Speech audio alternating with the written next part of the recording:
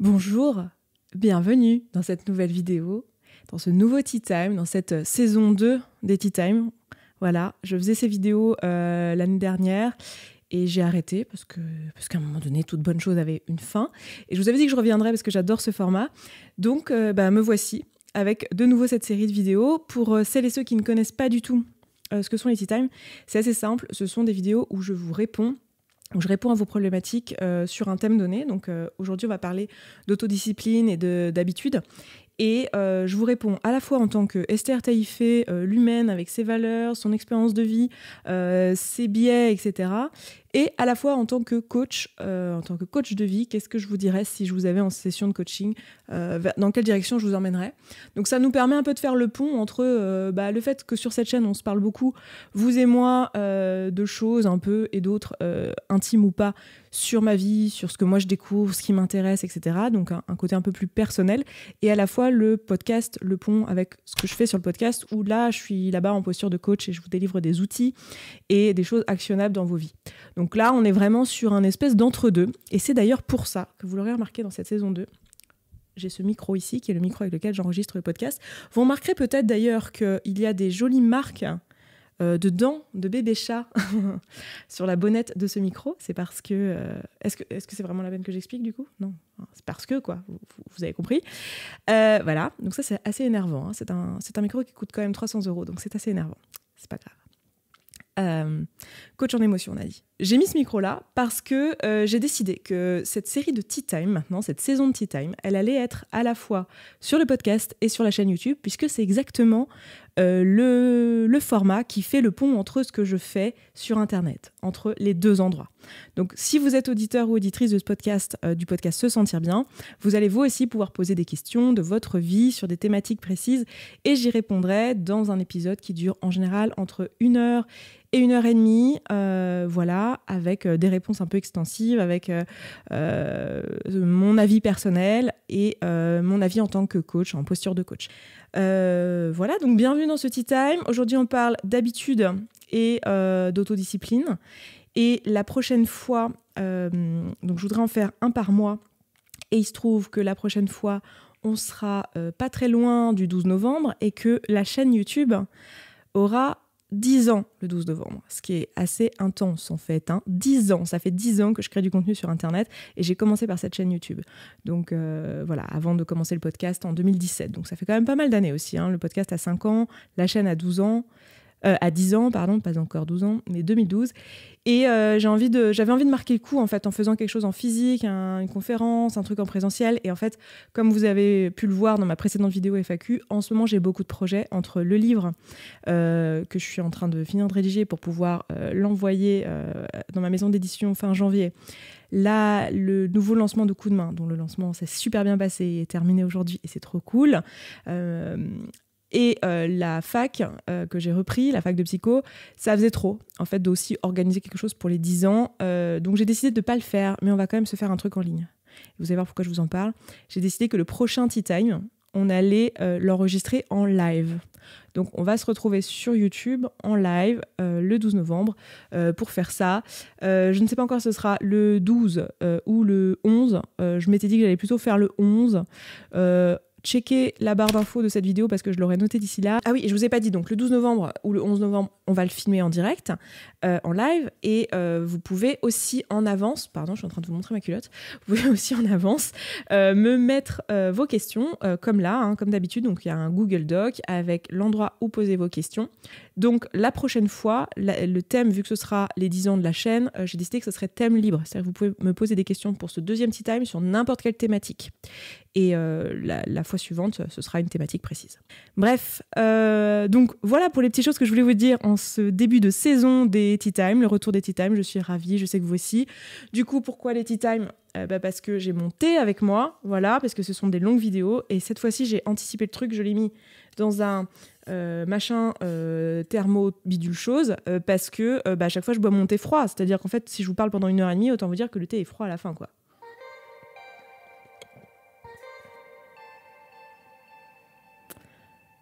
Ok, première question, c'est Isabelle qui me la pose et elle est ultra concise et je pense qu'elle va couvrir pas mal de choses que j'ai pu voir dans d'autres questions, donc c'est pour ça que je vais la prendre. Elle me dit Quel outil mettre en place pour arrêter de procrastiner car cela engendre du stress, de la fatigue et une sensation d'inachevé? Merci pour ton aide. Alors, Esther te dit... Je te comprends. Clairement, la procrastination, c'est un gros sujet. Vous êtes beaucoup à me l'avoir amené dans vos questions. Donc, on va s'en parler pas mal aujourd'hui. Clairement, ça va être au cœur de la discussion tout du long. Donc, tu me demandes un outil pour arrêter de procrastiner et tu m'expliques que ça fait du stress, de la fatigue et une sensation d'inachevé.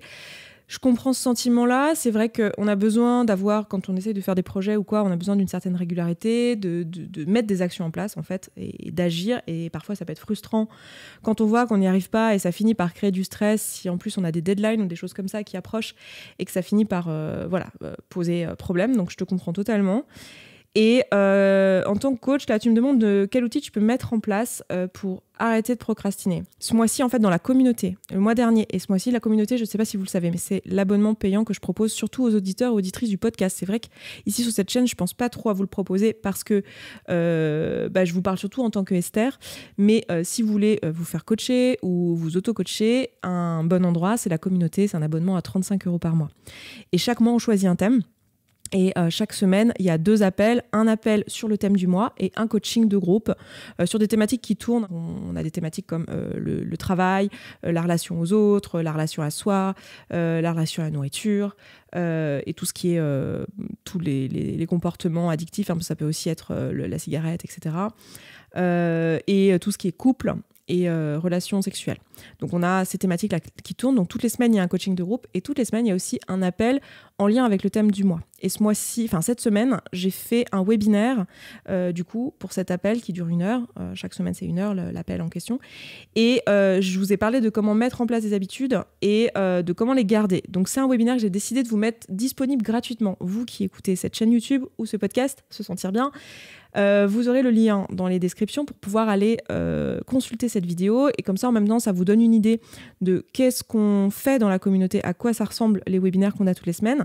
Comme ça vous pouvez voir un petit peu pour celles et ceux qui sont curieuses et qui se demandent si ils veulent s'inscrire ou pas, est-ce que vraiment ça va leur apporter de la valeur. C'est une façon pour vous d'en savoir plus et surtout c'est une façon pour moi de ne pas répéter tout ce qu'il y a dans ce webinaire dans cette vidéo aujourd'hui. Oui, c'est juste que je suis feignasse en fait, ça doit être ça, je suis une grosse feignasse.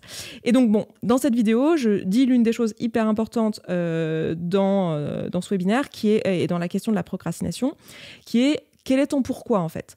Pourquoi tu fais ça? Est-ce que tu as une raison que tu es en mesure de garder? C'est l'un des 3 points clés à regarder quand on essaye de mettre en place une habitude. Il y a 3 choses à prendre en compte et l'une d'entre elles, c'est le pourquoi. Est-ce que tu n'es pas en train de mettre en place une habitude parce que en fait tu dois le faire, parce que tu t'es raconté quelque chose socialement que c'était important que tu le fasses, etc. et que tu n'en as pas vraiment envie? Donc ça, c'est un premier truc à vraiment regarder. Donc là, quand tu me demandes comme ça un outil contre la procrastination, la première chose que j'ai envie de te demander, c'est si je t'avais en face et que je te coachais, je te dirais ok, pourquoi tu veux mettre en place cette habitude? Qu'est-ce que ça va apporter dans ta vie? En quoi c'est important pour toi? Et un deuxième truc important à comprendre, c'est qu'on a souvent dans l'idée, et ça vous êtes nombreux et nombreuses là dans les questions à me l'avoir amené, avec la question de la procrastination, c'est qu'on est nombreux et nombreuses à penser que mettre en place une habitude, ça doit être difficile. Ça doit être, demander un effort. Alors, c'est vrai que changer quelque chose dans son quotidien, c'est une sortie de zone de confort. Ça demande de faire une marche en termes d'un confort émotionnel, parce que c'est de ça dont on parle. Mais souvent, on surestime l'inconfort qu'on est capable de recevoir. Parce que votre cerveau, je vous le rappelle, il n'a qu'une seule envie, c'est que vous restiez en vie. Et là, concrètement, vous êtes en vie, donc meuf, mec, qu'est-ce que tu vas aller t'emmerder à aller faire, je sais pas quoi, du crossfit à 6h du matin? Non mais franchement, pourquoi faire? Tu vois, ton cerveau, il n'est pas débile. Il dit non mais attends, on est en vie là, qu'est-ce que tu vas aller prendre le risque qu'on ne le soit plus? Donc il n'a pas particulièrement envie de faire des changements. Donc, mettre en place n'importe quel changement, ça va demander un effort et ça va vite être fatigant cognitivement, en fait. Donc, ce que tu veux faire pour mettre une habitude en place et la garder durablement, c'est le faire de manière très progressive pour que cet inconfort soit le moins grand possible. Et ce que je vous explique dans le webinaire, c'est qu'en fait, tu peux même rendre ça agréable dans la mise en place si tu es connecté à ton pourquoi et que tu peux, grâce au modèle de Boccaccio, réfléchir à des pensées qui te créent une émotion agréable. Par exemple, nouvelle habitude, au lieu d'être frustré comme tu le serais normalement, et de le jouer sur la motivation, qui sont ni des émotions particulièrement agréables pour la frustration, ni particulièrement pérennes dans le temps pour la motivation. Donc c'est très compliqué. Tu vas vouloir plutôt chercher une émotion qui est à minima agréable et dans l'idéal agréable et pérenne dans le temps.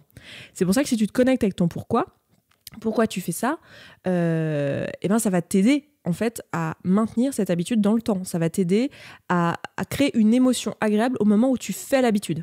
Tu vois, l'habitude ou n'importe quoi, hein, parce que quand on parle de procrastination, c'est pas forcément sur des habitudes d'ailleurs. On peut procrastiner sur des choses qui sont à faire qu'une seule fois.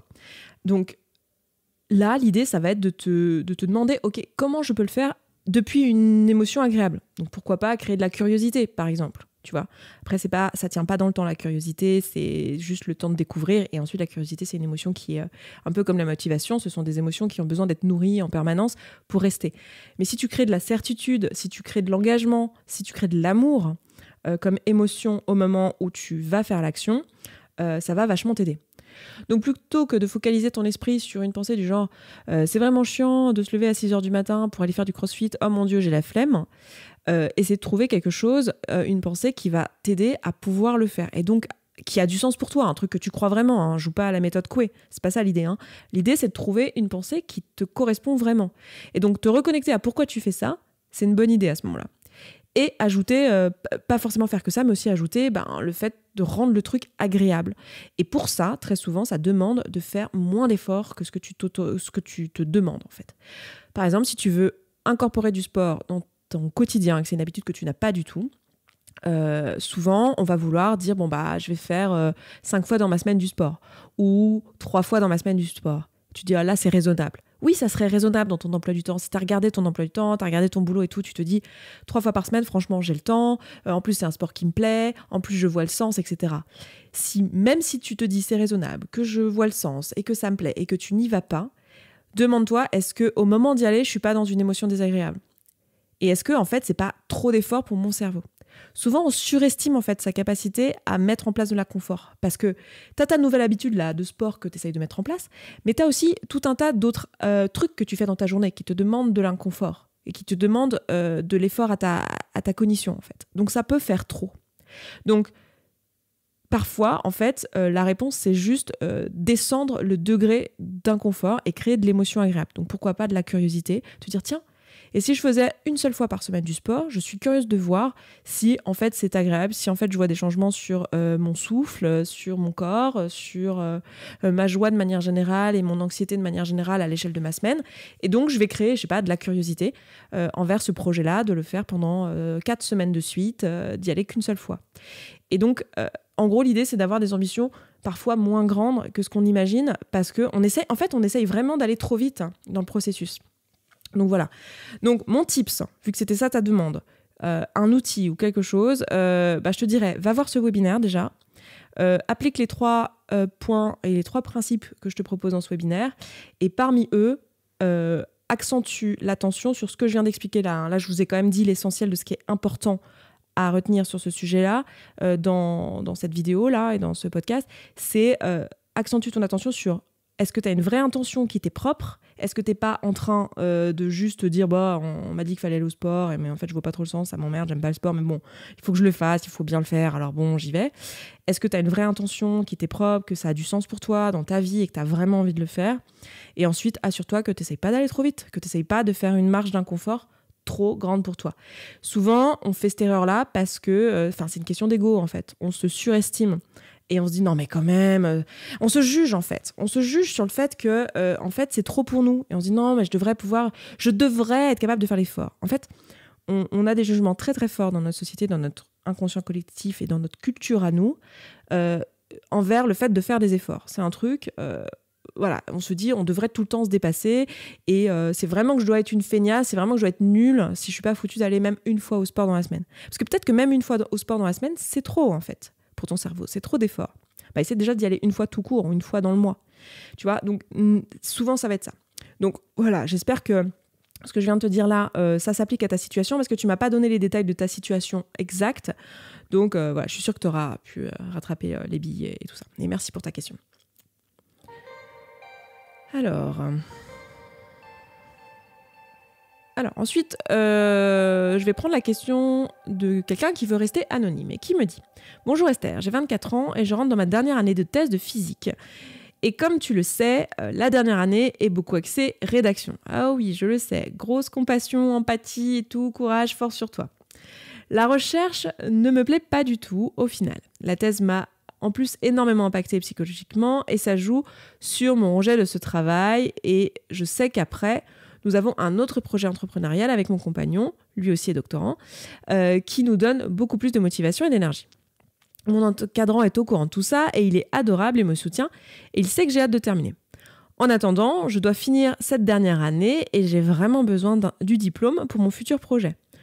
On s'entend qu'un diplôme ne dit pas forcément grand-chose sur tes compétences, sur les compétences de quelqu'un, mais c'est ainsi. Je te comprends là-dessus, je suis d'accord.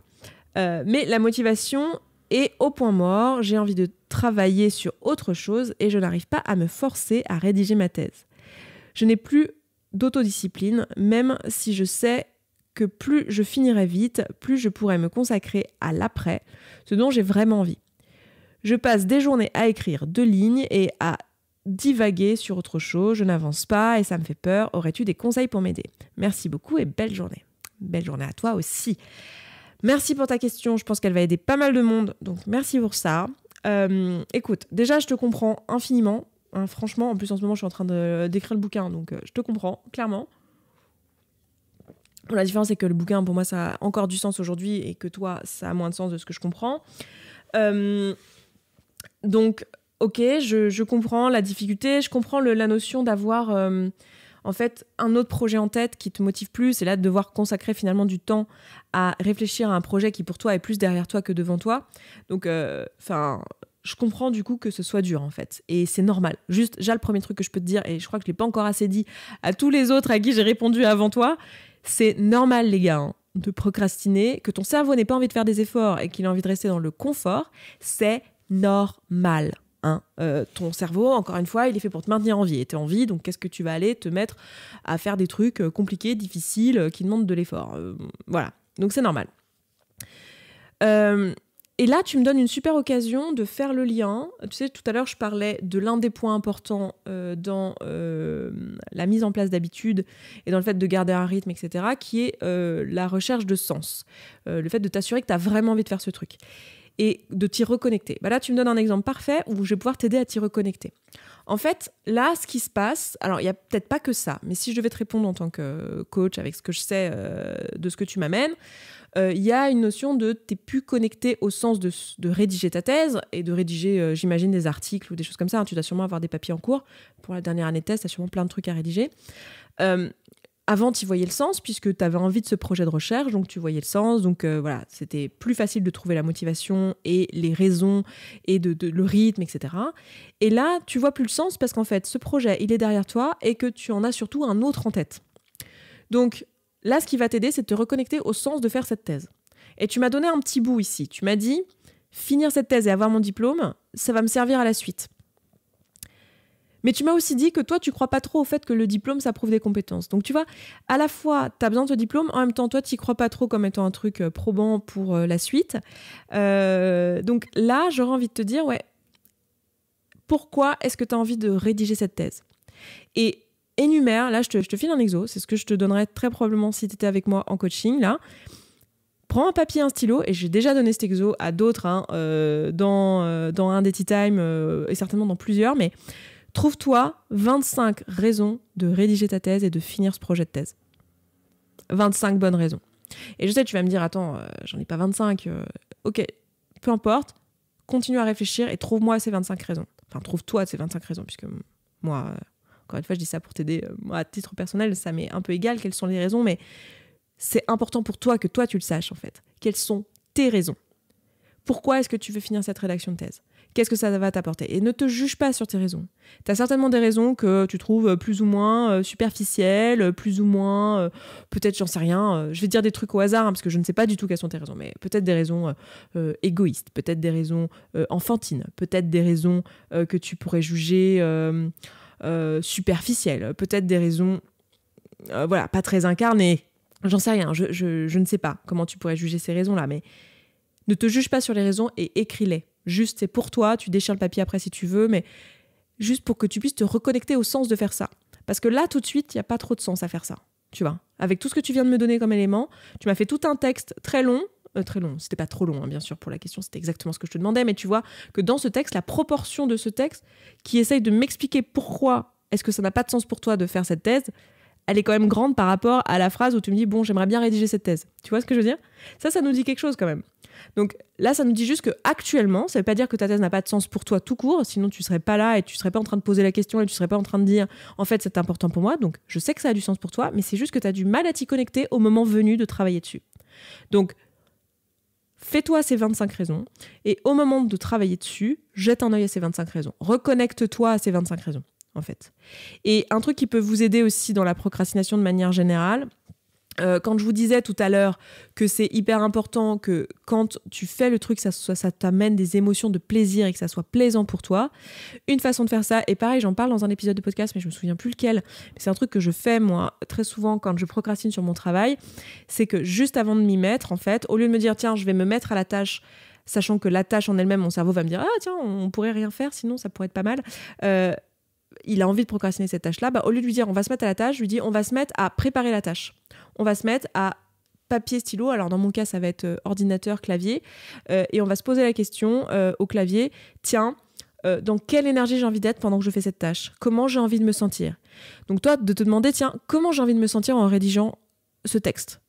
Qu'est-ce que j'ai envie de ressentir ? Peut-être, je sais pas, j'ai envie de me sentir fière, j'ai envie d'avoir un sentiment d'accomplissement, un sentiment de, je sais pas, moi je me souviens que quand je rédigeais ma thèse, justement, j'aimais bien le fait d'avoir ce sentiment de, tu sais, toutes les choses refont sens et se reconnectent, et pourquoi j'ai fait ça il y a 2 ans, et pourquoi j'ai fait ça il y a 1 mois, et tout ça s'interconnecte dans un projet final qui est palpable, tu vois, c'est un document, et il y a un truc un peu satisfaisant là-dedans.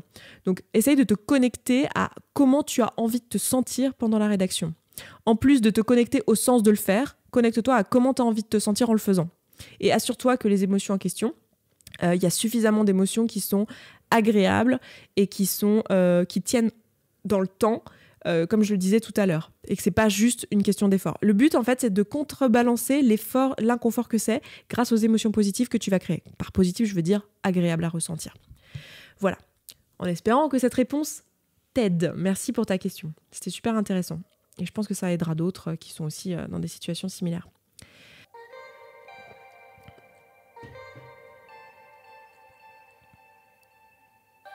Alors ensuite, j'ai Raphaël qui me dit « Hello Esther, trop contente de te voir de retour sur YouTube. » Oui, moi aussi, je suis trop contente d'être de retour. J'ai le projet de reprendre des études en psychologie.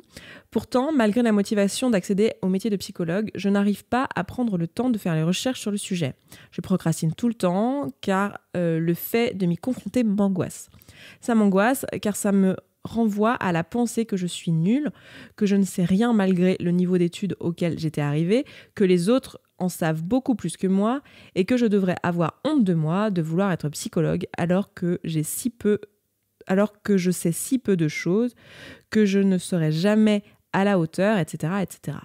Waouh, on a du lourd là. Est-ce que tu as des conseils pour réussir à dépasser ce type de pensée et ne plus appréhender le moment de s'y mettre ? Merci infiniment, cœur, cœur, cœur. Merci pour ta question. Écoute, déjà j'ai envie d'accueillir franchement ce que tu m'amènes parce que les pensées que tu as, et je sais qu'elles sont partagées par beaucoup de personnes qui écoutent ce podcast ou qui regardent cette vidéo, je sais que c'est quand même ultra violent à recevoir. Je veux dire, on est quand même sur des pensées, de la honte, tu crées de la honte avec ces pensées-là, je serai jamais à la hauteur, il y a un énorme truc sur l'estime. Bon. Écoute, comment je peux t'aider là-dessus ? Tu m'as demandé quoi ? Tu m'as dit, ton intention, c'était, est-ce que tu as des conseils pour réussir à dépasser ce type de pensée ? Alors, si je me mets en posture de conseil, du coup, je vais te parler en tant qu'Esther, en tant que moi. Et si je me mets en posture de coach, du coup, je vais plutôt te proposer des outils et des axes de réflexion. En tant que moi, écoute, qu'est-ce que je peux te donner comme conseil sur un truc comme ça ? Moi, j'ai envie de t'encourager, en fait. J'ai envie de te dire, en fait, meuf, tu peux le faire. J'ai envie de te dire, t'es pas plus bête qu'une autre. En réalité, même si ton cerveau, des fois, te dit que tu sais rien et tout, je fais, bah oui, t'es pas censé savoir. C'est pour ça que tu vas à l'école, non? Tu m'as dit, je veux reprendre des études. C'est pour ça que tu vas apprendre, en fait. Si tu sais pas, justement, si tu savais déjà, ça aurait aucun sens de faire des études. Donc, voilà. Moi, en tant que Esther, c'est ça que j'ai envie de te dire. J'ai envie de te filer de la motivation, de dire, en fait, t'en es capable. J'ai aucun doute sur le fait que tu puisses reprendre des études, que t'es tout à fait légitime à avoir envie de ça. Et que voilà, quoi. Vas-y, t'es pas plus bête qu'une autre. Et puis, si jamais c'est difficile, et bah, c'est pas grave, tu sauras avoir les ressources. Enfin, voilà. Voilà ce que j'ai envie de te dire, en tout cas, en tant que Esther. Bon, vous voyez que c'est pas forcément très, très utile, parce que je pense qu'elle y a pensé et que ses amis lui ont certainement déjà dit ça. Mais bon, je te le répète, et moi, je suis de tout cœur avec toi, je t'envoie du love et tout ça.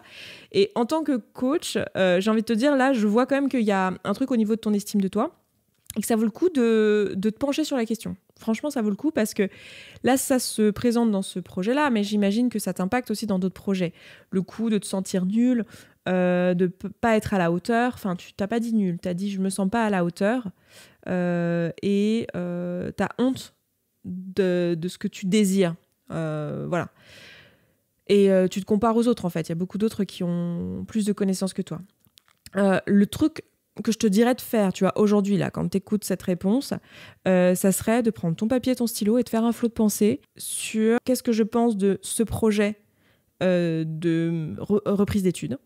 Donc, entre toi et toi, genre, qu'est-ce que je pense de ce projet de reprise d'études? Et tu balances tout ce qui sort. Flot de pensée, c'est ça. Hein, tu balances tout ce qui sort, sans te juger, sans te corriger. Vraiment, t'y vas, t'écris tout ce qui te vient.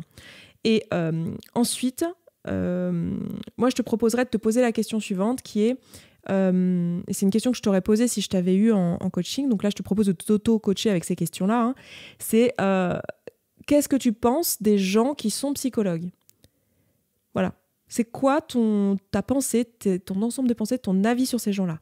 Parce que je te pose cette question parce que je pense que là, il y a des croyances en fait sur ce que c'est que ce métier, comme si ces gens avaient peut-être... Enfin bon, là, je vais t'induire si je te réponds ça, mais dans le texte en tout cas que tu m'as amené, je sens qu'il y a des croyances limitantes sur ce que c'est qu'un psychologue.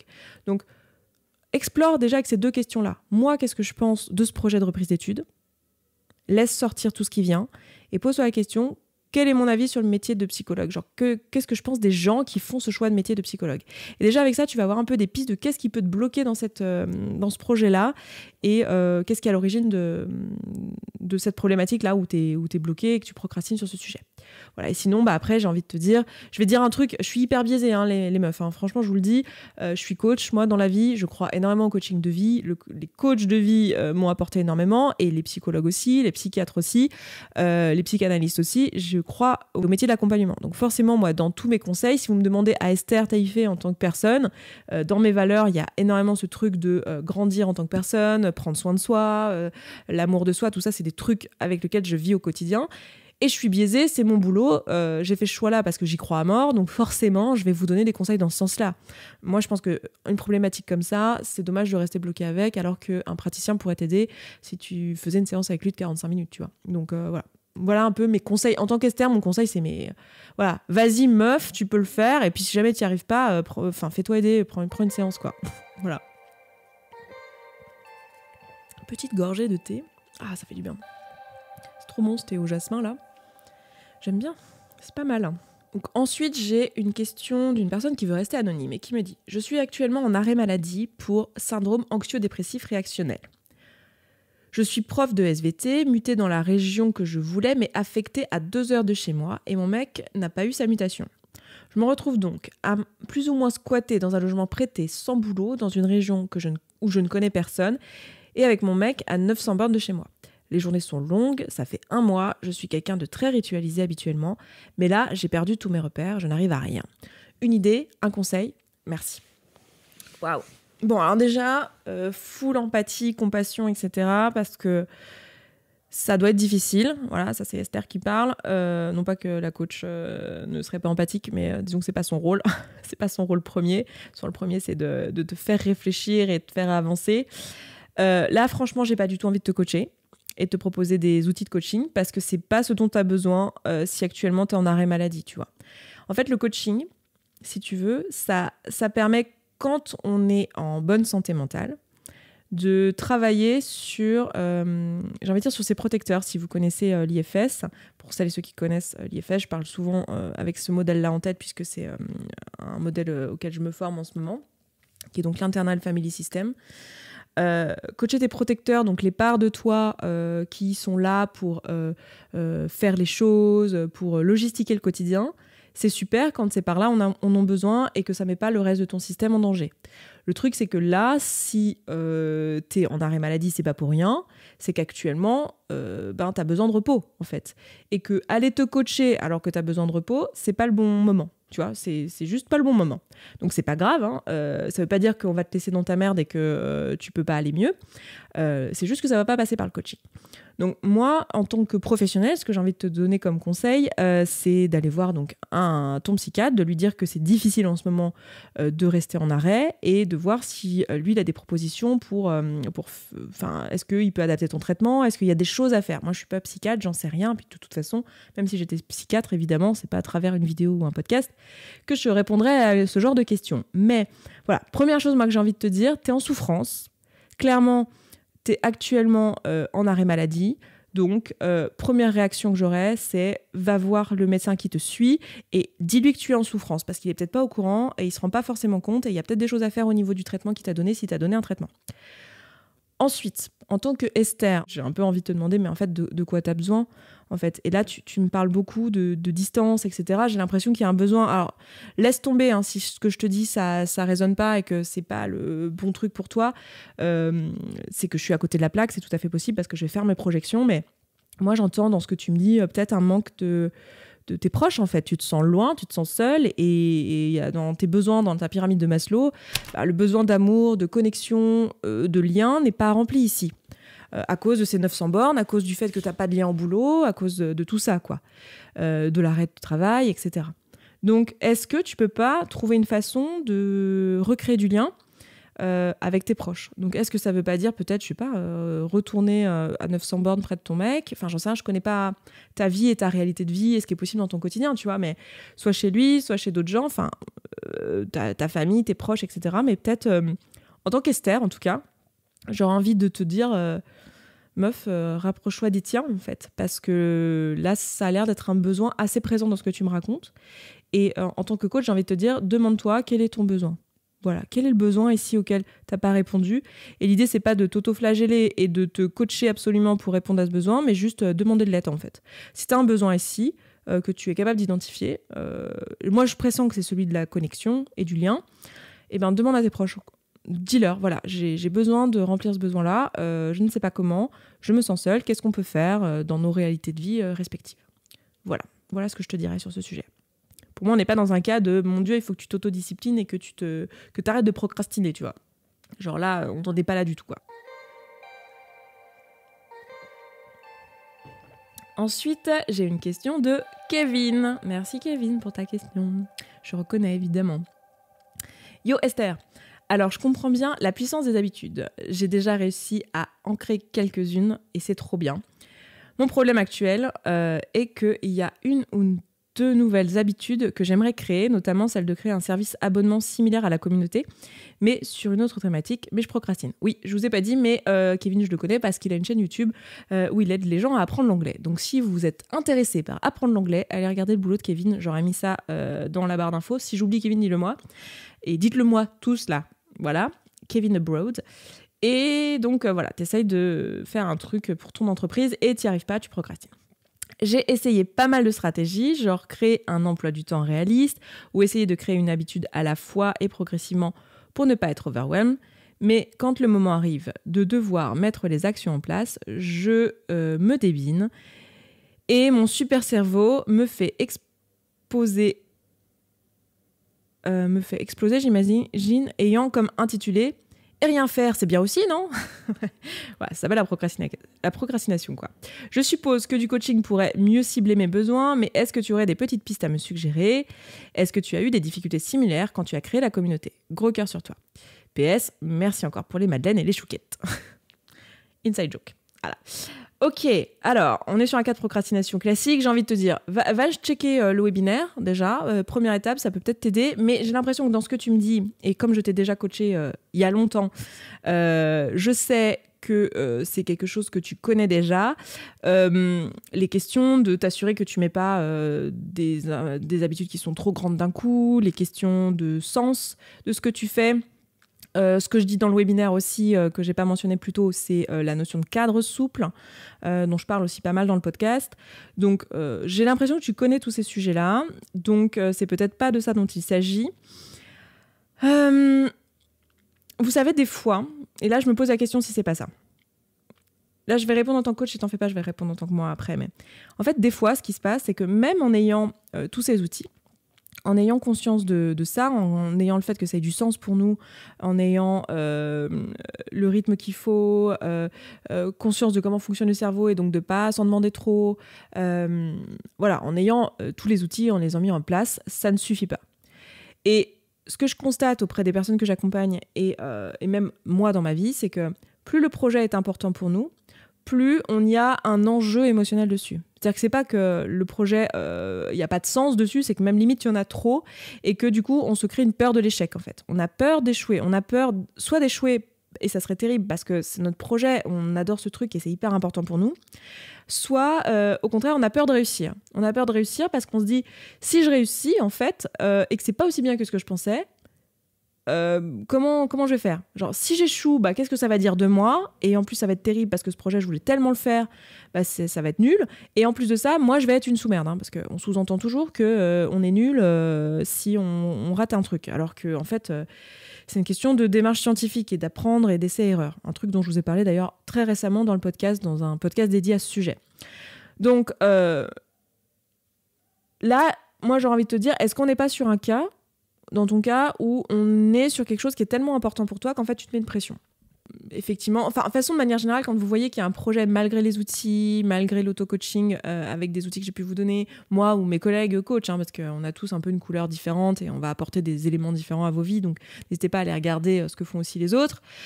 Si malgré ça, ça ne suffit pas et que votre projet il est important, au bout d'un moment, faites-vous coacher. Moi, je me suis fait coacher sur l'écriture de mon livre, parce que pourtant, j'ai tous les outils, mais j'y arrivais pas. C'était un projet trop important pour moi, pour réussir à le faire sans procrastiner, etc., avec tout ce qui crée la personnalité que j'ai, en fait. Donc, n'hésitez pas à demander de l'aide. Enfin, je veux dire, au bout d'un moment, si tu butes sur un truc, ça vaut le coup de demander de l'aide auprès de quelqu'un qui peut avoir cet œil extérieur et qui peut te guider, te donner de la accountability. Et en tant qu'amie, en tant que Esther, tu vois, ce que j'aurais envie de te dire... Bah déjà, je veux répondre à ta question. Est-ce que moi, ça m'est arrivé de procrastiner sur des trucs comme ça ? C'était ça ? Sur le fait de lancer la communauté. Alors, pas sur la communauté. J'ai pas procrastiné sur le projet de la communauté en elle-même, donc de ce projet à abonnement. Je l'ai lancé vraiment sur un coup de tête. Pour le coup, c'était très impulsif. Ça m'a paru tellement évident. En fait, à cette époque-là, donc la communauté, elle existe depuis 2019. Et au moment où je l'ai lancé, j'étais en train de me demander, tiens, comment je vais faire avec ma pratique du coaching pour m'assurer un revenu récurrent. Et en fait, l'idée d'avoir un abonnement était tellement évidente, je me suis dit, bah oui, c'est logique, parce que quand on est entrepreneur, vous savez, c'est l'un des problèmes qu'on a, c'est que les revenus, ils fluctuent. Si un jour t'es malade, et t'as plus d'argent. Enfin, tu vois, tu peux... C'est l'une des sources d'anxiété majeures chez les entrepreneurs et entrepreneuses, c'est de réussir à faire un revenu récurrent. La question, c'était quoi et qu'est-ce qui pourrait vraiment aider les gens ? J'ai réfléchi à ce sujet et en fait, pour moi, ça a été évident. Donc, la commu, si tu veux, je l'ai lancée sans procrastiner. Je l'ai décidé en décembre. En janvier, c'était lancé, quoi. Vraiment. Donc, mais par contre, j'ai procrastiné sur d'autres sujets, d'autres projets. Et je pense que j'ai procrastiné, moi, plus sur des projets qui me tenaient vraiment à cœur. La commu, si tu veux, j'avais pas eu l'idée avant. C'est devenu un projet maintenant qui est certainement l'un des produits, pour pas dire le produit que j'ai, qui me tient le plus à cœur aujourd'hui, la communauté. C'est l'endroit où je me sens le mieux, c'est là où on se parle au quotidien, c'est là où il y a tout ce qui se joue, en fait, où je vous vois, vous, interagir, vous entraider. C'est de là que naissent toutes les idées pour le reste de ce que je peux faire, les retraites, les ateliers en ligne, les ateliers en physique, tout part de là. Donc, c'est un endroit qui est devenu un endroit aujourd'hui où je peux me mettre un peu de pression, mais c'était pas le cas quand je l'ai lancé. Donc, j'ai pas ressenti ça, moi, personnellement.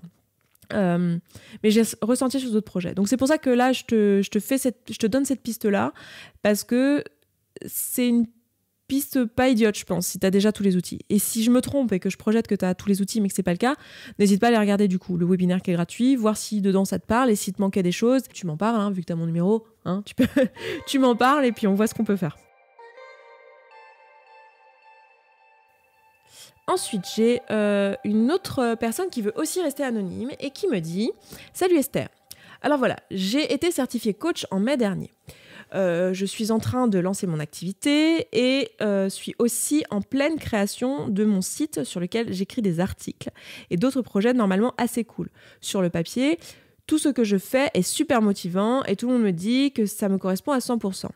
J'ai toujours aimé écrire, lancer des projets, etc. Sauf que voilà, je prends aucun plaisir à mettre tout ça en place.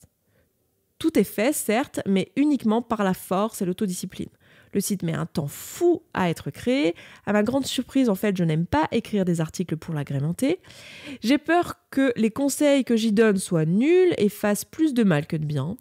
J'en viens même à douter de mon métier de coach. Là encore, j'ai énormément de mal à trouver la motivation pour démarcher de potentiels clients. Alors que j'adore accompagner, là où est tout le paradoxe. Je suis normalement quelqu'un d'assez proactif, mais là, impossible de me lancer corps et âme et surtout de prendre du plaisir. Tu l'as mis en majuscule, de prendre du plaisir à ce que je fais. Quelque chose bloque et c'est terriblement frustrant pour moi d'être sûr d'avoir trouvé ma voie et d'avoir les jambes coupées dès la ligne de départ. Alors voilà, j'aimerais beaucoup que tu me dises ton sentiment de coach à propos de ce qui pourrait bloquer dans cette histoire. Cela pourrait m'aider dans ma recherche de compréhension. Merci pour tout ce que tu fais. Tu es à l'origine de mon choix de me lancer dans le coaching. Eh bien écoute, bravo, déjà bravo pour ta certif, parce que je sais que c'est pas de tout repos, ce genre de formation, parce qu'en général c'est assez dense et c'est sur des temps courts, donc bravo pour ça. Tu peux être fière, voilà. Je suis ravie qu'il y ait une nouvelle collègue sur le marché parce qu'on a besoin de coach. C'est un métier que je trouve génial et que je trouve très utile et qui change des vies, donc c'est trop cool. Bravo. Voilà. Et tu me dis que... Enfin, moi, ce que j'entends, en fait, dans ton texte, le truc principal, là, c'est la notion de plaisir, en fait. C'est ça qui t'embête. C'est que tu projetais que tu prendrais du plaisir à ça et là, tu prends pas de plaisir.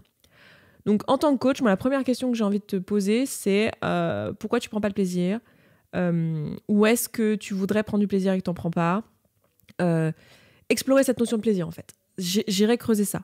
À quel endroit, normalement, tu devrais prendre du plaisir selon ce que tu connais de toi, et là, c'est pas le cas. Qu'est-ce qui se passe à ce moment-là ? Tu me l'as un peu dit, tu m'as dit c'est sur l'écriture, par exemple. En fait, tu prends aucun plaisir à rédiger des articles alors que tu pensais que t'allais aimer parce que t'aimes écrire. Et tu m'as aussi donné un élément de réponse de pourquoi c'est le cas, parce que tu doutes de la pertinence de tes conseils et même du métier en général, tu vois. Donc, évidemment, s'il y a une partie de ton cerveau qui pense que tout ça, c'est nul, que ça sert à rien, que ça va pas aider les gens, et que, que tes conseils sont nuls, forcément, ça doit certainement bloquer un petit peu ton envie d'écrire, tu vois. Donc moi, j'irai lever ça. J'irai d'abord regarder, tu vois, en tant que coach, c'est ça que je ferai. J'irai regarder, est-ce que tu es d'accord avec ça, en fait ? Et si oui, tu as le droit d'être d'accord avec le fait qu'il y a certains conseils qui sont nuls, ou que le métier de coach a ses limites, et qu'il y a des endroits où, en fait, non, ça sert à rien. Tu vois ? Juste assure-toi que tu es clair sur à quel endroit c'est, en fait. Comment délimiter ça, tu vois ? À quel endroit tu es bloqué sur ces trucs-là. Donc, ça, c'est le conseil que je te donnerais en tant que coach, c'est d'aller explorer cette notion de plaisir. Pourquoi pas en session de coaching, pourquoi pas prendre une séance sur ce sujet pour aller explorer ça, ou de le faire en auto-coaching. Et tout ce que tu fais, tu dis que tu le fais à l'autodiscipline, c'est sûr que sur le long terme, c'est pas un truc qui va tenir. Parce que personne n'est capable de ça. Le cerveau humain n'est pas fait pour être tout le temps dans l'inconfort en permanence. Tu veux pas ça. Donc si t'es obligé de t'auto-flageller un peu pour pouvoir réussir à faire les choses, effectivement, ça vaut le coup d'explorer. Il peut manquer des choses. Après, je te répète, je vais pas te répéter justement, mais je te laisse aussi entendre tous les autres conseils que j'ai pu donner dans ce podcast depuis le début, qui peuvent aussi t'aider, te reconnecter au sens, toutes ces choses-là. Là, je me demande aussi si... c'est un sentiment un peu sous-jacent que je projette, parce que je suis coach aussi et que je le vois souvent dans notre métier, mais peut-être explorer un peu les questions d'estime et de confiance en soi. Est-ce qu'il n'y a pas quelque chose de l'ordre du se sentir légitime, tu vois ? à faire le métier? Est-ce que je vais vraiment pouvoir aider les gens? Et bon, et le simple fait aussi qu'il y a beaucoup d'actions à mettre en place, hein. Faire un site, établir une grille de prix, établir un programme si tu décides de vendre plutôt des programmes sur une thématique précise. C'est un métier qui n'est pas forcément bien compris, où il n'y a pas beaucoup de ressources. Donc, il peut y avoir plein de choses en fait qui peuvent te bloquer et parasiter finalement ta sérénité et ta mise en action qui soit sereine et sans être là en train de créer des émotions hyper hardcore pour pouvoir réussir à faire les choses, tu vois. Donc j'irais explorer ça avec toi, moi, si j'étais avec toi. Et si tu as envie de le faire d'ailleurs, bon là, actuellement le Mastermind WooMind, il est fermé parce qu'il est complet. Mais du coup, je fais la prochaine cohorte de personnes en fin janvier prochain. Donc, c'est pour les personnes qui sont justement comme toi, certifiées coach et qui lancent leur activité. Où là, je vais vous aider en fait chaque semaine, chaque mois en fait pendant 6 mois à juste monter votre activité. Donc le site, vos produits, les prix, toutes les questions que tu te poses. Tu vois, le marketing, comment trouver des marchés des gens, trouver des clients. Alors que tu as peur du marketing très probablement, hein, parce qu'on est sur des métiers de la santé, donc en fait, on est toujours un peu frileux, on est là, mais j'ai pas non plus envie de monétiser ou de monnayer la santé, de vendre de manière agressive. Enfin, moi, ce que je veux, c'est aider les gens, donc il va falloir trouver un moyen de le faire, un positionnement, une voie, etc. Et ça, c'est super dur à faire, surtout quand on n'a pas de notion comme ça, parce qu'en école de coaching, on n'apprend pas ça, en fait. On apprend à coacher les gens, on apprend les outils de coaching pour mener une session de coaching du début à la fin et un programme de coaching de la semaine 1 à la semaine 6, tu vois. Donc, si tu as besoin, si tu sens que c'est une question de compétence, si tu veux, n'hésite pas à acheter un œil à WooMind. Alors après, je sais que du coup, ça commence pas avant janvier, donc à voir si tu as besoin de conseils avant ça, mais voilà, j'ai envie de te dire, va jeter un œil, parce que là, c'est un mastermind, donc tu as à la fois du contenu, tu vois, pratique de gens qui font le même métier que moi, et toi, du coup, que nous, quoi. C'est pour des personnes qui accompagnent, donc coach, thérapeute, et voilà, métier d'accompagnement. Et tu as aussi du coaching pendant le programme, ce programme WooMind. Donc, tu vas pouvoir aussi bosser sur ton mindset, sur tes croyances limitantes, sur tout ça. Donc, ça peut être une piste pour toi. Sinon, on peut se faire ça, si tu veux, en session de coaching individuelle, ou toi, commence déjà par ça, l'explorer toute seule avec la question de plaisir. Où est-ce que tu veux trouver du plaisir? Pourquoi tu ne trouves pas le plaisir? Une autre piste aussi, tu ne me l'as pas du tout donnée là, mais ça peut aussi être les questions de, tu sais, comme c'est ton métier maintenant et que ça doit t'apporter une sécurité financière, vu que c'est ton métier, c'est ça que tu cherches à créer, hein, des fois, on est un peu embêté. Genre, les trucs qui nous faisaient vachement plaisir avant, et je vois souvent ça chez des personnes artistes que je coach, qui en fait adorent, faire de la photo, faire de la musique, faire des vidéos, mais dès lors qu'ils essayent d'en faire leur métier, en fait, il y a un enjeu qui est différent et ils perdent une forme de plaisir là-dedans. Pardon, la caméra a coupé. Je disais, vient s'ajouter à ça tout un tas de peurs, en fait, liées à la sécurité financière, la sécurité matérielle, etc. Et c'est normal, en fait, d'avoir ces peurs-là. Donc, c'est aussi peut-être quelque chose qui peut être une piste pour toi, un truc à explorer, tu vois. Allez voir un peu de ce point de vue-là. Tu m'en as pas du tout parlé, mais c'est un truc assez courant, hein. On est dans une société où, évidemment, on a besoin d'argent pour vivre. Donc, c'est souvent sous-jacent et on sait pas se positionner. Et ça peut être une source de stress, tu vois, de dire, tiens, est-ce que je vais vraiment apporter de la valeur aux gens? Est-ce que je suis légitime à être payée? Et puis combien? Et tous ces sujets-là. Voilà, et en tant que Esther, j'ai envie de te motiver, j'ai envie de te dire, meuf, trop bien, j'adore le fait que tu te sois lancée dans ce métier, je suis sûre que tu es très pertinente, que tes outils sont pas nuls, que tes conseils sont pas nuls, tu es certifiée, tu as appris ton job, et tu sauras connaître tes limitations Enfin, moi j'ai envie de te dire en tant qu'Esther, tu vois, genre quand tu ne sais pas un truc, tu sauras aller chercher le truc qui te manque, tu vois, genre si ton outil, en fait, tu t'aperçois que toi, quand tu l'as appliqué, quand tu l'appliques auprès de tes coachés, en fait, il marche pas très bien. Déjà, j'ai envie de te dire étonnement, parce que a priori, si tu as appris ça en formation, c'est que c'est quand même des choses, enfin, c'est pas basé sur du vent, tu vois. Mais s'il se trouve que ça marche pas bien, tu vas juste l'adapter, tu referas un article pour corriger. Enfin, je veux dire, aborde le truc avec humilité, et t'es juste une humaine, en fait, hein. Moi, c'est ça que j'ai envie de te dire. Si j'étais en croyance limitante, je fais ça aussi dans la commune de temps en temps, je fais des croyances limitantes où je vous pousse comme ça et je vous donne plein de contre-pensées qui sont d'ailleurs souvent les miennes en tant que Esther, tu vois. Et là, moi, j'ai envie de te dire, meuf, en vrai, Si tu te trompes, c'est pas grave, hein, tu te corrigeras, tu feras un article, tu diras pardon et tu diras, voilà, j'ai fait de mon mieux avec les outils. Évidemment, si tu savais comment faire mieux, tu le ferais déjà, tu vois. Donc, fais de ton mieux et voilà, et ton mieux est déjà très très bien et je suis sûre qu'il est même excellent. Ok, la question suivante sur l'autodiscipline, c'est une question d'une personne qui veut rester anonyme et qui me dit « Bonjour Esther, j'ai quelques soucis par rapport à l'autodiscipline. C'est qui tout double ? Toujours dans l'absence ou dans l'excès ?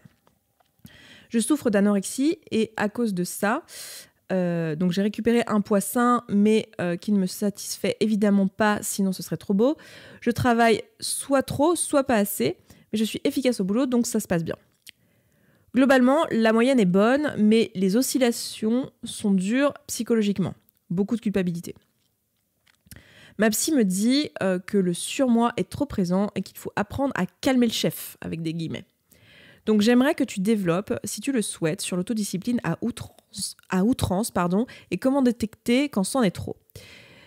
Après, j'ai l'impression que tu es plutôt de la team burn-out. Merci beaucoup et bonne journée. Effectivement, je suis un petit peu dans la team burn-out à titre personnel, même si évidemment je me soigne et que j'essaye d'écouter mes propres conseils en tant que coach, bien sûr, voilà, pour ne pas m'emmener au burn-out, dit la meuf qui est en train de faire 3 ou 4 projets en même temps au moment où on se parle. Je fais de mon mieux les gars, Bon, écoute, merci beaucoup pour ta question, je pense qu'elle va aider pas mal de personnes, c'est pour ça que je la prends aussi, et merci pour le fait de nous parler de ce sujet-là. Bon, déjà, je suis contente que tu sois suivie par une psy. Je pense que c'est des sujets, tu vois, tout ce qui est question d'anorexie, c'est quelque chose, effectivement, qu'il faut surveiller. Donc, je suis contente que tu sois suivie, c'est cool, bravo de faire ça. Du coup, en tant que coach, si tu veux, j'ai pas particulièrement envie, pour la même raison que ce que je disais un peu plus tôt avec une autre personne qui posait des questions sur d'autres troubles, j'ai pas particulièrement envie, tu vois, d'aller coacher les parts de toi qui sont protectrices là et qui, pour les rendre encore plus disciplinées, tu vois, genre c'est bon, on coach personne chez toi, tu vois, genre stop, on se calme. Et je comprends ce que dit ta psy quand elle dit calmer le chef. Je vois ce qu'elle veut dire. Pour moi, tu vois, il y a en toi une part de toi qui a un rôle de protection, qui essaye juste de te protéger. Il faudrait aller la rencontrer, cette part, pour lui demander de quoi elle essaye de te protéger.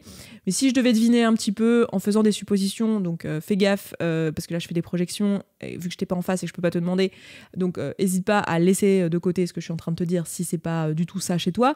Mais un petit chef comme ça dans ton système, on appelle ça le système, l'ensemble des parts, plus le self, on s'en parlera dans un autre contenu parce que clairement là ça fait trop pour aujourd'hui, mais juste là pour répondre à ta question, ce petit chef là il a certainement de bonnes raisons de autodiscipliner tout le monde, de la manière que peut-être une autre part de toi qui à l'inverse calme le jeu et dit oh les gars on fait rien. Il y a sûrement une bonne raison en fait de faire ça. Ça doit te protéger de quelque chose. Faudrait leur demander, mais si je devais deviner, je dirais que le petit chef, il y a de bonnes chances qu'il essaie juste de te protéger, je sais pas, de revivre des trucs comme du rejet par exemple. Et sur le rapport à la nourriture, il y a souvent ça. Il y a ce truc de si je ne m'empêche pas de manger, si je ne suis pas ultra disciplinée et contrôlante sur ma nourriture typiquement, ou sur mon emploi du temps, ou sur, j'en sais rien, mon sport, sur mon ménage, sur tout ça, le monde va s'effondrer. Tu vois, la croyance de la part de toi qui fait ça, c'est qu'il va y avoir de graves problèmes s'il ne le faisait pas. Et ce serait important d'aller lui demander quel problème en question. Dans le cadre de personnes que j'accompagne sur la nourriture, c'est souvent, sinon on va être obèse, on va devenir moche, grosse, enfin plein de pensées grossophobes internalisées, ce qui est tout à fait normal. On est dans une société qui est grossophobe, ça vous appartient pas, ça dit rien de vous, mais c'est très courant. Donc du coup, tu vas avoir des pensées vraiment très atroces, quoi, de mon Dieu, ça va être la fin du monde si jamais je mange ce truc, donc il faut absolument que je le fasse pas et que voilà. Ou alors ça va être des pensées du type peur d'être rejetée parce que pas assez bien, tu vois. Genre je vais pas être une bonne personne, je vais pas être assez. Et donc des craintes comme ça, autour de il faut que je sois bien, il faut que je sois parfaite, un peu le syndrome de la meuf parfaite, tu vois. On va avoir ce genre de pensée. Et à l'inverse, la part de toi qui essaye de ne pas t'emmener dans de l'hyper-contrôle, elle, ce qu'elle essaye, c'est de te donner de l'amour, en fait, de te donner du calme et de l'amour ou autre chose, j'en sais rien. Pareil, là, je projette. Donc, à toi d'aller interroger ces parts de toi, soit en thérapie, soit toute seule déjà avec un papier, un stylo, tu peux déjà commencer à interroger ces parts-là et d'aller regarder en fait. Mais il y a de bonnes chances que ça soit quelque chose comme ça, genre j'essaye de te donner de l'amour ou j'essaye de te donner du calme ou j'essaye juste de te reposer parce qu'en fait là ça va pas du tout et tu vas craquer en fait, tu vas nous faire un burn-out dans les mains si jamais tu continues. Donc j'essaye de faire ça. Et tu vois, nous on est là avec nos pensées en train de diaboliser ces parts de nous qui en fait veulent juste du bien. Donc il y a aucune part de toi qui te veut du mal, il y a aucune part de toi qui est à éliminer.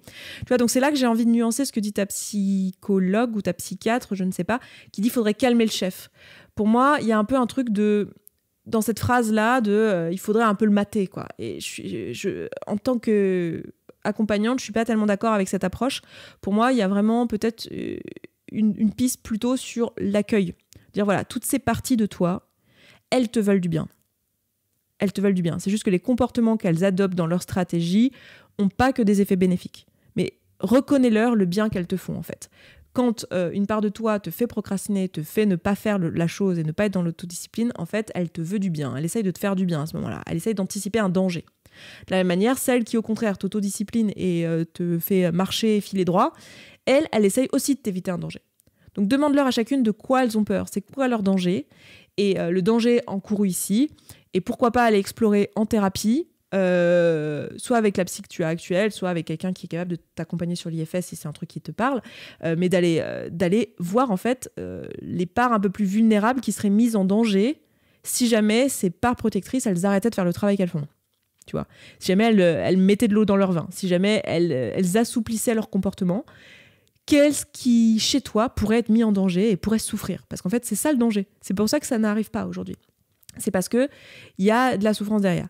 Donc moi, en tout cas, en tant que coach, thérapeute, etc., là, de ce que je vois, de ce que tu m'amènes, effectivement, je pense qu'il faut aller l'explorer sous cet angle-là, c'est-à-dire en thérapie plutôt.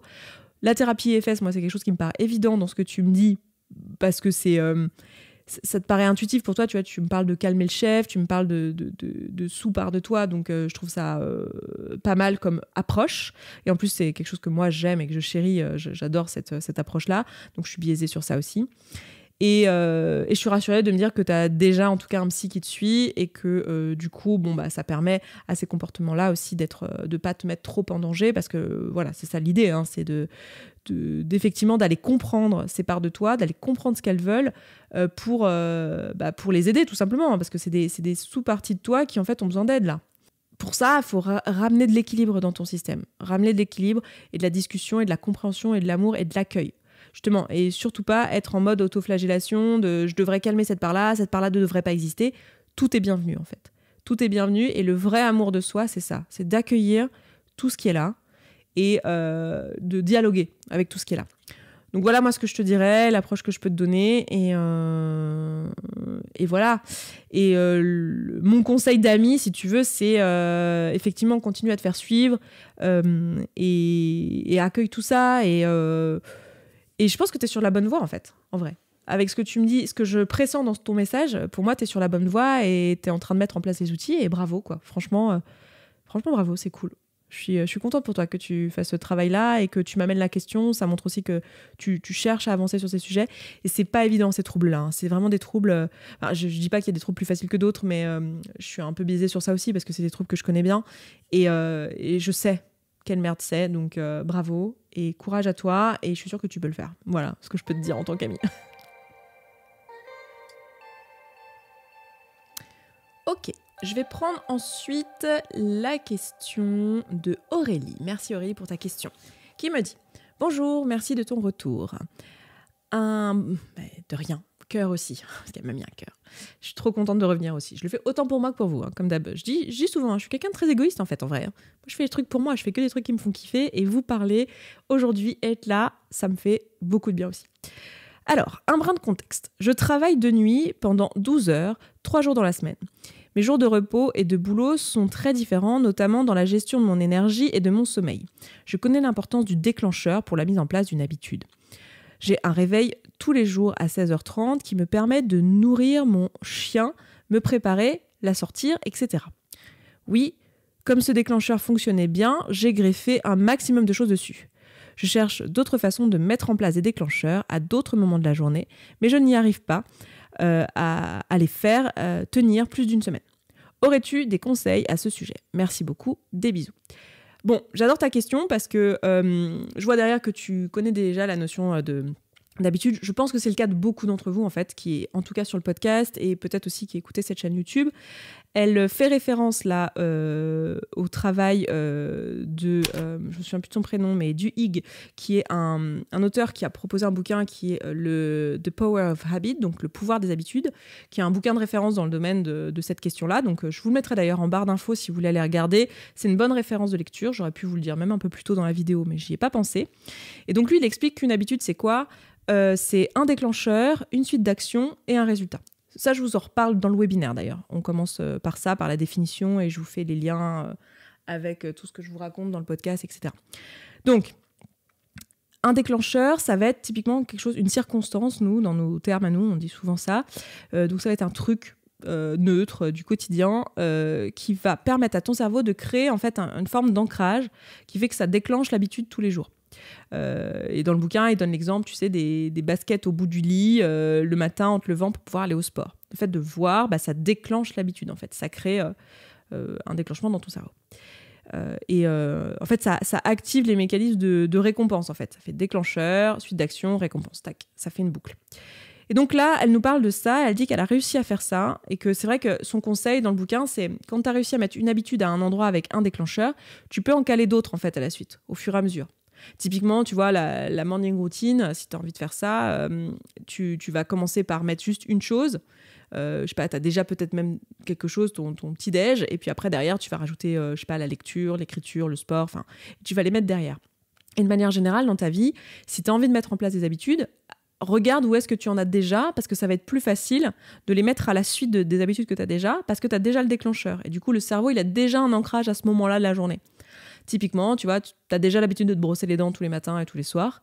Eh bien, tu peux rajouter quelque chose à ta routine brossage de dents. Je sais pas, si tu as envie de, j'en sais rien, faire un traitement, tu dois prendre un médicament ou un truc comme ça et que tu veux pas l'oublier, ça peut être pas mal de le mettre après ta prise de ton brossage de dents, tu mets ta prise de médicament, par exemple. Voilà. Ou pendant ton repas, un repas, c'est un truc que tu fais tous les jours. Enfin, ça dépend du médoc. Enfin, bref, je sais pas si les médicaments, c'était très, très intelligent comme exemple, mais t'as compris l'idée, en gros. Et donc là, elle nous parle de ça. Elle dit, j'aimerais bien faire d'autres habitudes, sauf que tout est à 16h30, c'est un peu chiant, hein, si je comprends bien. C'est ça que tu nous dis, Aurélie, c'est que c'est pas hyper pratique. T'aimerais bien pouvoir faire ça à d'autres moments aussi de la journée, parce que t'as déjà mis un maximum de trucs dessus, à ce moment-là. Du coup, tu cherches d'autres façons de mettre en place des déclencheurs.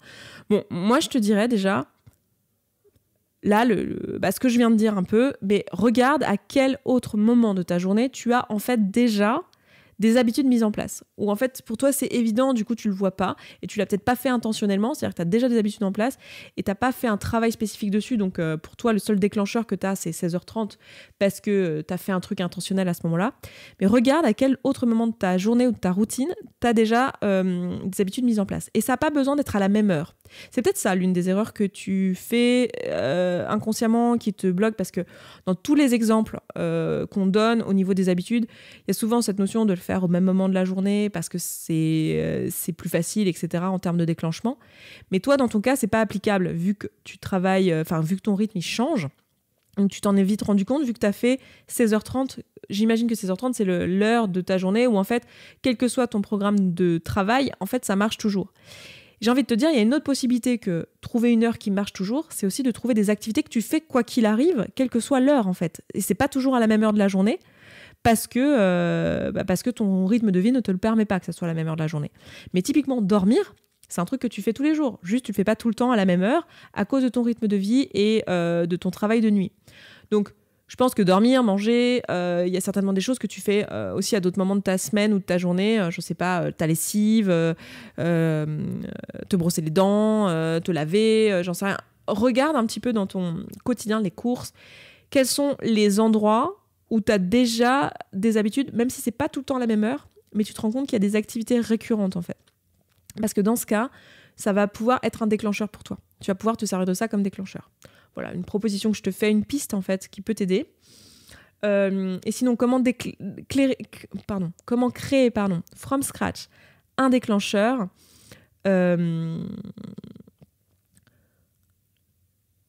En fait, c'est possible. Juste au début, t'as besoin de le faire à la volonté, quoi, avec de l'inconfort cognitif. Ce qui est OK, hein. Même si ça peut sembler aller à l'encontre de tout ce que je vous raconte depuis le début de ce podcast, à savoir de chercher des émotions agréables, etc. En fait, ce qu'on veut, c'est que ça soit agréable et pérenne dans le temps.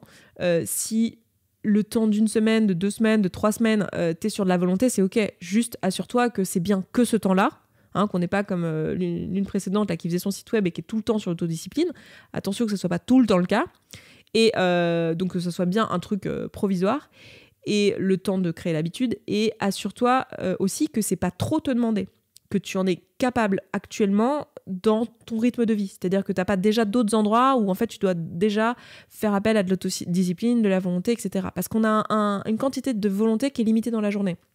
Je vous renvoie à un bouquin que j'adore, qui est The Willpower Instinct, qui est l'instinct de volonté en français, par McGonigal, qui est un super bouquin qui nous explique ça. C'est une psychologue qui explique ce travail-là, qui explique que la volonté, en fait, c'est un truc qui est limité dans le temps, en fait. Tu peux pas lutter contre ça. Et donc, elle explique les mécanismes qu'il y a derrière, comment le comprendre, comment l'utiliser dans son quotidien. Et donc, là, assure-toi que en fait, t'es pas en train d'essayer de créer de l'habitude ou de créer un déclencheur à un endroit où en fait, déjà dans ton quotidien, t'es full en maximum de moments où tu fais appel à de la volonté et à de l'effort. La volonté étant juste un effort cognitif. Donc, assure-toi que t'es pas en train d'aller trop loin, d'en demander trop à ton cerveau, en fait. Voilà un petit peu les choses que je pourrais te donner en piste, en espérant que ça t'aide. Et en tant que plus Esther, pas la coach, etc., qu'est-ce que je pourrais avoir envie de te dire ? Je crois que j'ai pas particulièrement de conseils. C'est des choses, à titre personnel, j'entends, c'est des rythmes de vie que je ne connais pas, je l'ai jamais vécu. Avoir des changements comme ça. Donc, en tant que moi, avec mes valeurs, mon expérience de vie, je me sens inexpérimentée par rapport à ce que tu amènes là. Donc, à titre perso, j'ai pas de conseils particuliers à te donner. Peut-être un truc que je te donnerais si t'étais mon ami, tu vois, je te dirais, va demander à d'autres personnes qui font le même métier que toi, peut-être retrouver des pairs, en fait, qui rencontrent les mêmes difficultés, parce que ça peut te trouver de l'inspiration, ça peut permettre d'avoir du soutien.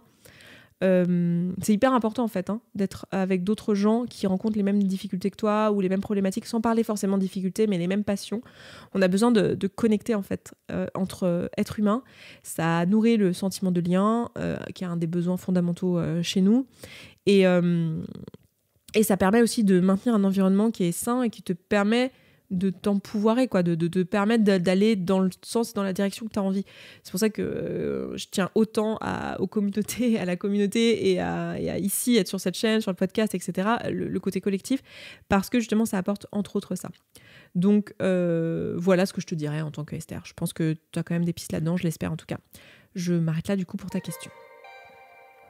La dernière question que je vais prendre, c'est une question d'une personne qui veut rester anonyme et qui me dit « As-tu des conseils pour arrêter de fumer ?» Je remarque que la moitié des cigarettes que je fume n'est pas une réelle envie de fumer. J'entends par là manque de nicotine. Mais c'est plutôt un geste par habitude.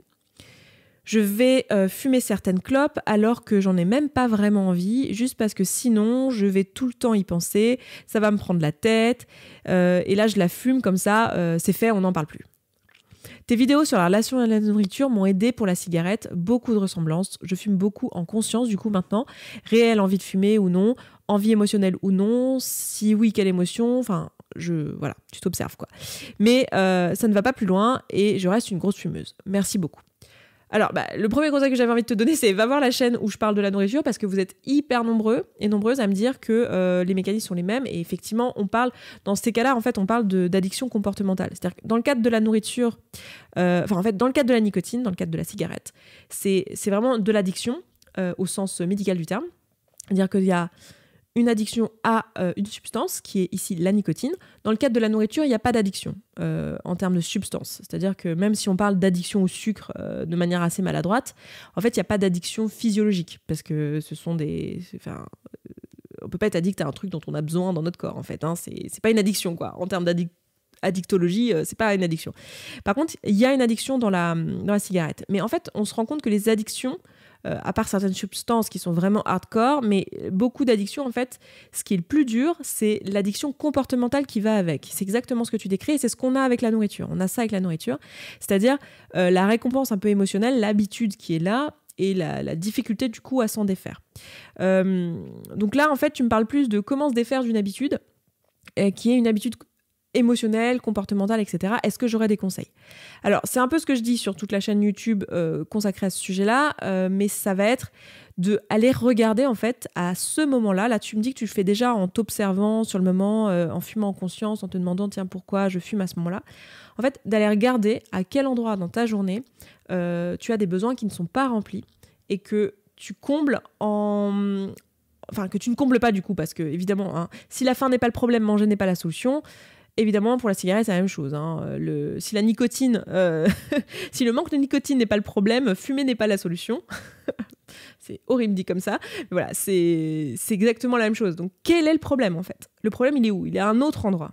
Il y a quelque chose, émotionnellement, qui n'est pas rempli. Alors, important quand même, je précise, ce n'est pas mal de tamponner. Hein. C'est pas un problème réellement d'avoir besoin de soupape émotionnelle et de ne pas être tout le temps en train de vivre toutes ces émotions, etc. Par contre, l'idée, ça va être, ok, c'est cool de tamponner, pourquoi pas tamponner avec autre chose ? Tamponner, ça veut dire, en gros, ne pas vivre l'émotion, ne pas répondre aux besoins et juste fuir ce qui est en train de se passer avec quelque chose qui te donne du plaisir immédiat, donc les bonbons ou la cigarette ici. Donc, c'est pas mal de faire ça. Le problème, c'est que ça nous dit quelque chose, en fait.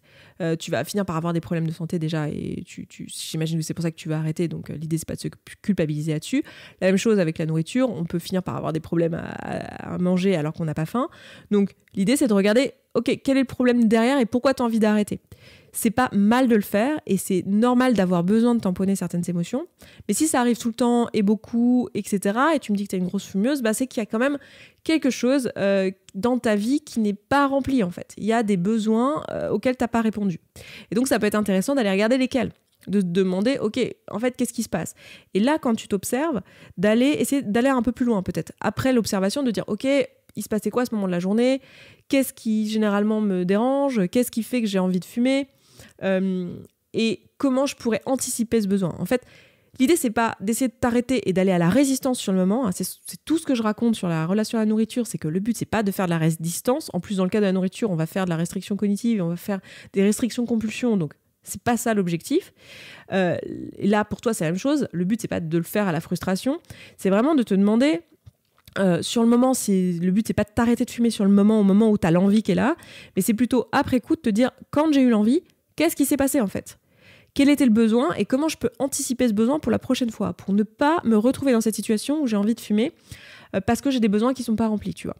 Donc là, en fait, c'est pas tant une histoire d'habitude, sauf si le besoin, c'est de la réassurance émotionnelle. Le besoin, c'est de la sécurité, en fait. Et que l'habitude crée un rituel qui est sécurisant. C'est pas impossible que ça soit ça. Mais va voir, donc il y a peut-être de la sécurité émotionnelle, mais il y a peut-être aussi d'autres choses, d'autres besoins qui sont pas comblés, qui font que tu fumes à ce moment-là. Peut-être, j'en sais rien, t'es hyper stressé parce que ton boulot, en réalité, on t'a pas laissé assez de temps ou assez de ressources, assez d'argent pour mener le projet à bien.